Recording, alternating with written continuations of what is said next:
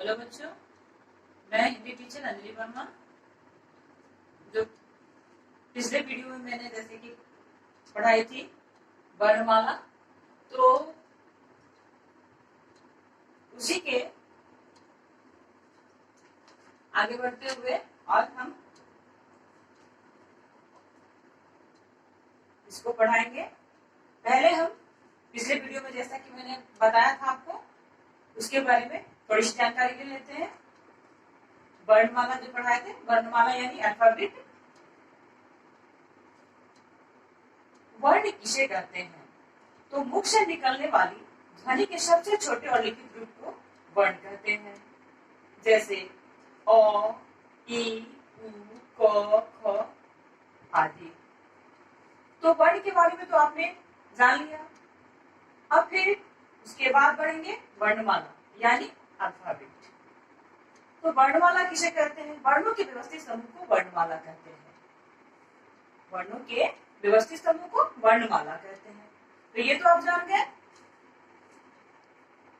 और आपने ये भी पढ़ा था वर्ण के भेद। तो वर्ण के कितने भेद होते हैं? हमने बताया था कि वर्ण के कितने भेद होते हैं? वर्ण के दो भेद होते हैं।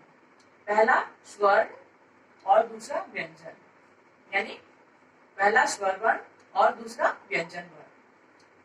तो यहाँ हो गए आपको स्वर। तो स्वर वर्ण किसे कहते हैं?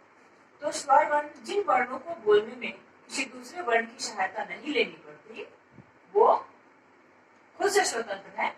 तो जिन वर्णों की सहायता नहीं लेनी पड़ती, जिस वर्ण की सहायता लेनी नहीं पड़ती है हमको, वो स्वर वर्ण कहते हैं। जैसे अ, आ, ई और बड़ी, अ, आ, हर्षई, दीर्घई। तो ये हो गए आपके, क्या हो गए? स्वर वर्ण। तो स्वर वर्ण में फिर से बता दें एक बार, जिन वर्णों को बोलने में किसी दूसरे वर्ण की सहायता नहीं लेनी पड़ती, उन्हें स्वर वर्ण कहते हैं। जैसे अ, आ, जे, दीर्घई आदि। हिंदी भाषा में 11 स्वर होते हैं। तो आपके 11 स्वर कौन कौन से हो गए? अ, आ, हर्षई, दीर्घई, हर्षौ, दीर्घौ, री, ए, ओ, बस इतना ही। तो आप इसको देख भी सकते हैं गिनती करके। ये कितने हो गए आपके? 11। तो हिंदी भाषा में स्वरों की संख्या कितनी होती है? 11। ये जो है आपकी स्वर की संख्या हो गई।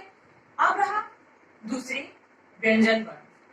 तो जिन वर्णों को बोलने में किसी स्वर की सहायता लेनी पड़ती है, उसे व्यंजन वर्ण कहते हैं।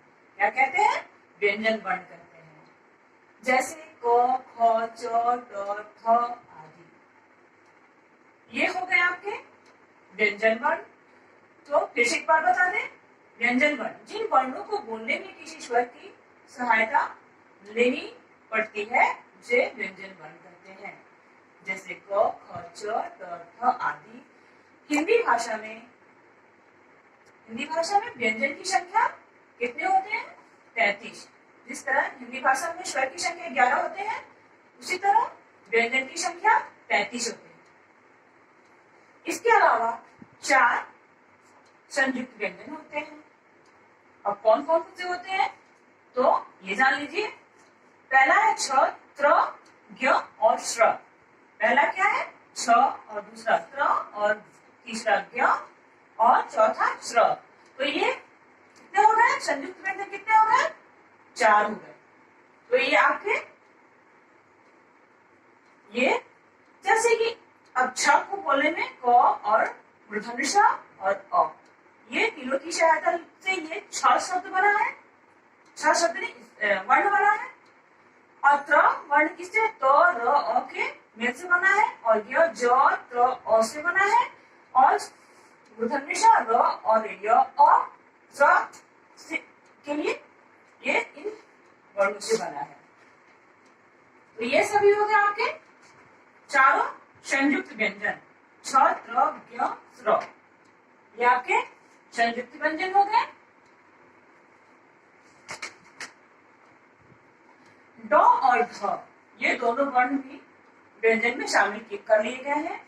जो कि पहले नहीं थे, अब इनको ड और ढ को भी शामिल कर लिया गया है। अब आज इतना ही, फिर अगले वीडियो में इसके हम अभ्यास से प्रश्न उत्तर लिख पाएंगे, जो कि आप लोग अपने नोट कॉपी में नोट कर लेंगे और उसको याद करेंगे। धन्यवाद।